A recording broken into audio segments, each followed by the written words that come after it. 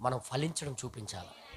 మనం ఆ గింజగా, ఆ వాక్యముగా, ఆ వర్తమానముగా మారి చూపించాలి. వర్తమానం చెప్పిన స్వభావం మనలో నుండి చూపించాలి. అర్థమైందమ్మా? రేపటి నుండి ఏం చేస్తారు? ఎవరని మీకు తిడతాయి? గొప్ప కష్టం, కొంతమంది నోరు లేపట్లేదు. దేవుడు క్షమిస్తాడు కానీ నేను క్షమించను అన్నట్టు పెట్టారు మొఖాలు. దేవుడు క్షమించను కానీ నేను మాత్రం క్షమించను పాస్టర్ గారు. ఏటంటే అనగానే కావాలంటే మీరు రమ్మంటే వస్తాను, లేకపోతే మానేస్తాను, కానీ ఇంకో సంఘానికి వెళ్ళిపోతాను. కానీ దేవుడు ఏమంటాడు తెలుసా?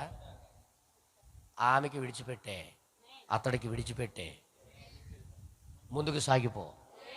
వీడు కాకపోతే వీడికి తాతలు అంటే వాళ్ళు తీసుకొని వచ్చి కూర్చోబెడతాను. మన కోసం వెయిటింగ్ చేయడు దేవుడు, మనమే ఆయన గురించి వెయిటింగ్ చేయాలి. దేవుడి నామానికి మహిమ కలుగును గాక. ఎలాంటి వాడు తెలుసా? నువ్వు బ్రతిమాలినంత వరకు నీ దగ్గర ఉండడు ఆయన.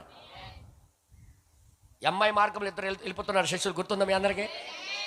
ఆయనే పిలిచాడు, ఎన్నుకున్నాడు వాళ్ళకి. కానీ వారు పిలిచి ఆగండి అని చెప్పినంత వరకు ఆగలేదు ఆయన. ముందుకు వెళ్ళిపోతాడు ఇలాగా. సాయంత్రం అయిపోయింది, మీరు ఎక్కడికి వెళ్ళిపోతారు? రండి అయ్యా బాబు, మీరు మాట్లాడుతుంటే మా గుండెల్లో మండుతున్నాయి, మీరు రావాలయ్యా అని వాళ్ళు బ్రతిమాలినంత వరకు లోపలికి వెళ్ళలే. ఈరోజు ఏమనుకుంటున్నారు మన దేవుడికి?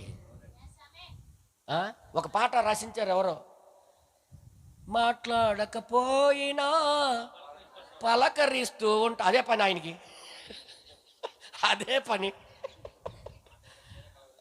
మాట వెనకపోయినా కలవరేస్తాడు. ఎందుకు కలవ? దెబ్బలు తింటావరా అని కలవరేస్తాడు ఆయన. ఆయన కలవరింపు వేరేగా ఉంది. అది రాయిలే. ఆ పాట నేను వాళ్ళు పాడుతున్నప్పుడల్లా అలాగనుకుంటున్నారా మీరు? ఆయనకి ఒకవైపే చూశారు కానీ రెండో పక్క చూడలేదు మీరు. మీ మాట్లాడకపోయినా నీతో మాట్లాడినంత కూర్చొని దేవుడు కాదు ఆయన.